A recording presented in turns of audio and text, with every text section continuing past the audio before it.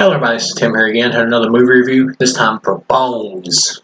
That came out in 2000, and I think it was 2, directed by Ernest R. Dickerson, I believe is his name. He also directed Tales from the Crypt Demon Knight, which is awesome. That one is a really good one. Definitely check it out for the special effects and just the cool factor of it. And Tales from the Crypt comedy and horror on that is really meshed very well. I feel like that's why he was probably hired for this movie. Now, obviously, for people that don't know, this was like a gimmick horror film made by New Line Cinema back in like 2002, so it's been a while.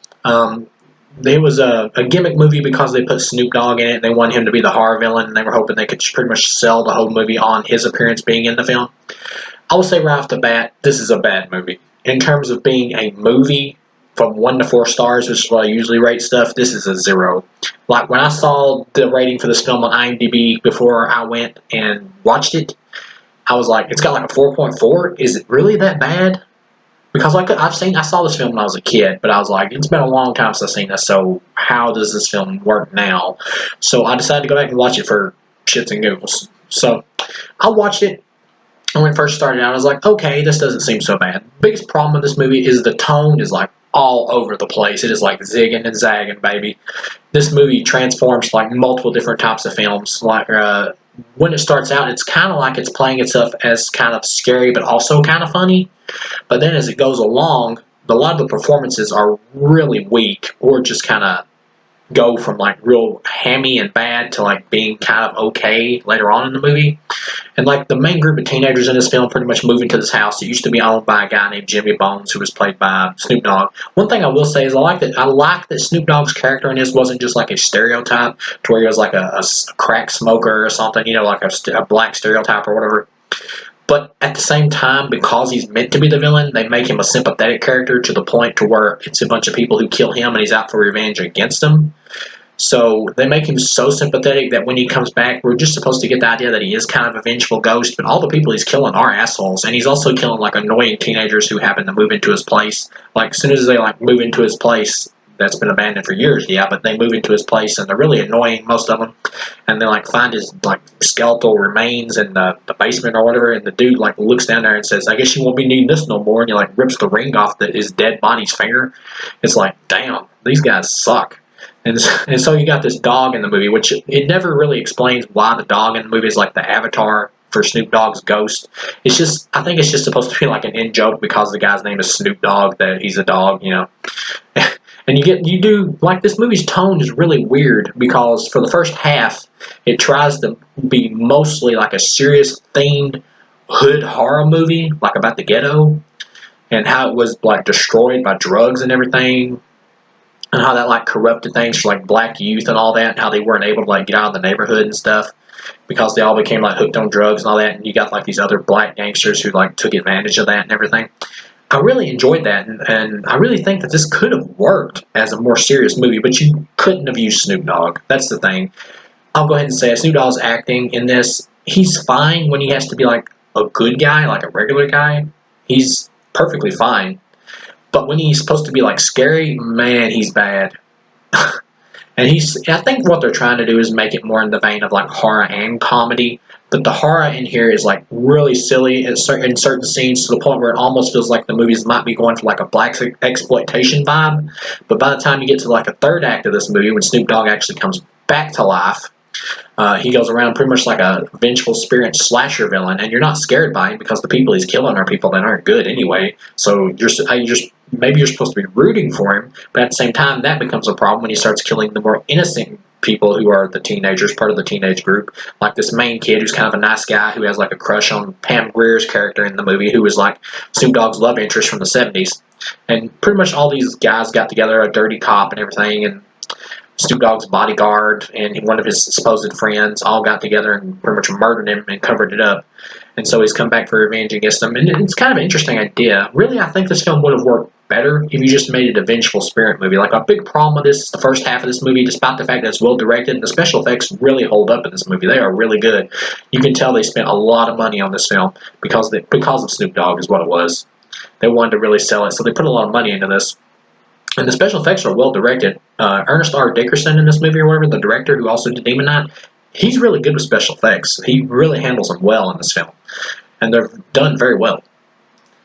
But yeah, it's just really boring for the most part of it because I like the atmosphere of the haunted house of it that the director was bringing to it, but at the same time, it's so focused on being a haunted house that I was getting bored. I was like, "Where's Snoop Dogg?" Because this is what the whole movie's sold on is him.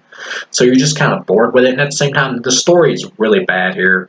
The fact that they try to actually have a story for this movie, for a Snoop Dogg Vengeful Ghost movie, makes it really come off really bad because they're trying to play with all these like um, black themes and stuff like that, of the hood and all that. And it's very interesting stuff, but it's just not executed very well because it comes off really hokey, especially in this type of movie. Which it's meant to be. This movie's meant to be funny, but it's too over the top funny to be scary, and it's too goofy with some of the acting being very B movie ish to be taken seriously. So it's a weird mismatch of a tone that just doesn't work for the first half trying to be a horror comedy. And it doesn't work as an exploitation film or a black exploitation film because it's not over the top enough. It doesn't start getting crazy enough until like the main third act. When Snoop Dogg actually comes back to life, when the dog version of himself kills the dude and starts eating him, the guy keeps calling himself the gangster of love and talking about how he doesn't like fried chicken. And literally, when Snoop Dogg kills him as a dog or whatever, his face appears superimposed on the dog's face, and he goes, "The gangster of love don't need no fried chicken." And he pukes up maggots all over the dude's face, all over this other guy's face, who's meant to be the token nice guy of the group or whatever. So that was entertaining. I was laughing at that. I think this film would have been better because of the fact that it has Snoop Dogg in it, which there's just no way to take that seriously from a horror perspective. You should have just made this a over-the-top, exploitation flick. It really should have just been filled with blood and guts, just off the wall, Evil Dead style. And the film almost looks like a comic book at certain points. There's blood in the film, but it's extremely red to the point where it looks like a comic book, almost like paint. But not in a bad way. It just looks like something from you'd see in a comic, like a Creepshow movie or something.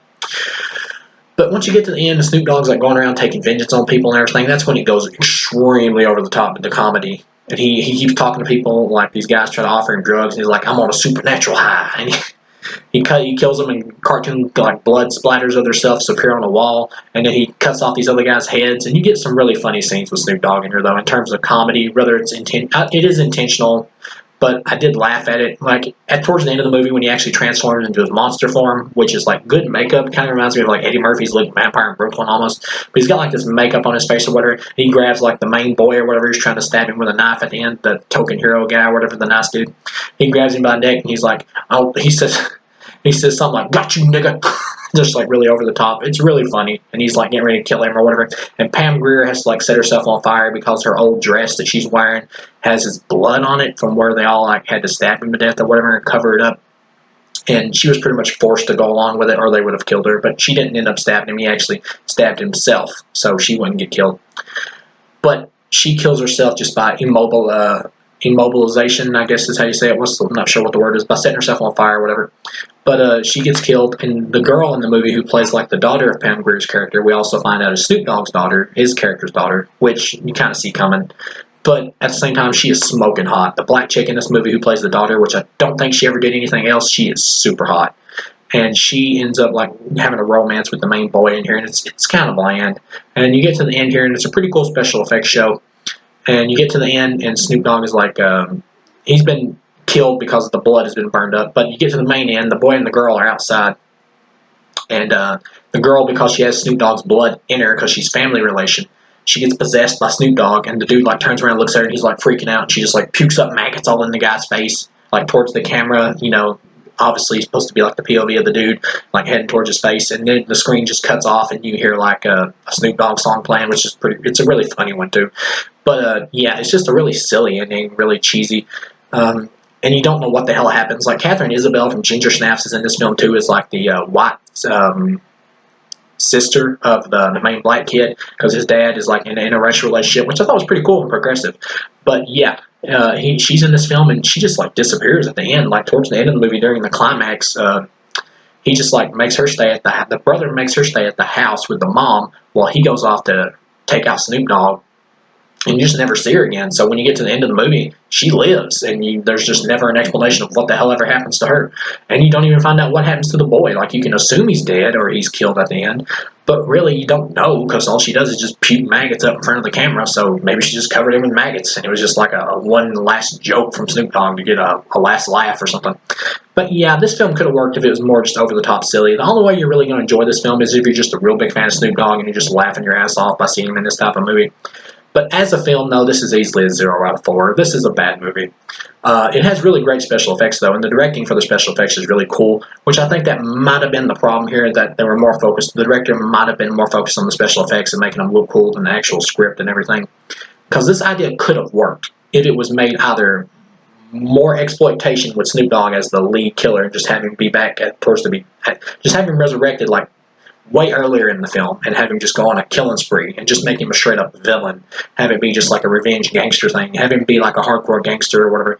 Or if you really do want to go like he was a good guy route and make it more of like an inspirational thing for, you know, like the black community and stuff, which would have been cool, then you probably shouldn't have hired Snoop Dogg. You probably should have hired like a real actor like Tony Todd or something they did with Candyman and make it more like a real horror movie, like with real serious themes about, you know, black, like real serious African American black themes and stuff. That would have worked as well. But yeah, as it is, it's just like this weird mishmash of all kinds of just like pulling in different directions with really hammy performances and stuff. The only way you're really going to enjoy this film, I think, is if you just accept the fact that it's a bad movie and you're just kind of watching it to laugh at it for the special effects. That's really it. I mean, Snoop Dogg does have some funny lines, though, that did make me laugh. Like when he takes this one dude and like pushes his head inside this wall of souls or whatever and then pulls him back out, he like looks at him and goes, "It's a trip, ain't it?" That was pretty funny. But yeah, other than the really great special effects, and Snoop Dogg is having fun and he is enjoyable to watch, but he's not scary because when he tries to be, he's likable. He has a nice charisma about him, and he plays a nice character, but he doesn't have the acting ability to be scary. He has no acting ability in this movie. He just has his natural like charm presence to be likable because he's a performer. He's a singer in real life, so you know he's a musician. So he just has a natural likability about him. So he's just enjoyable to watch. Here, when he tries to actually act and stretch it to be a real villain, to be scary, it doesn't work. It just comes off really campy and silly, and you are laughing at it instead of with it. That's the difference.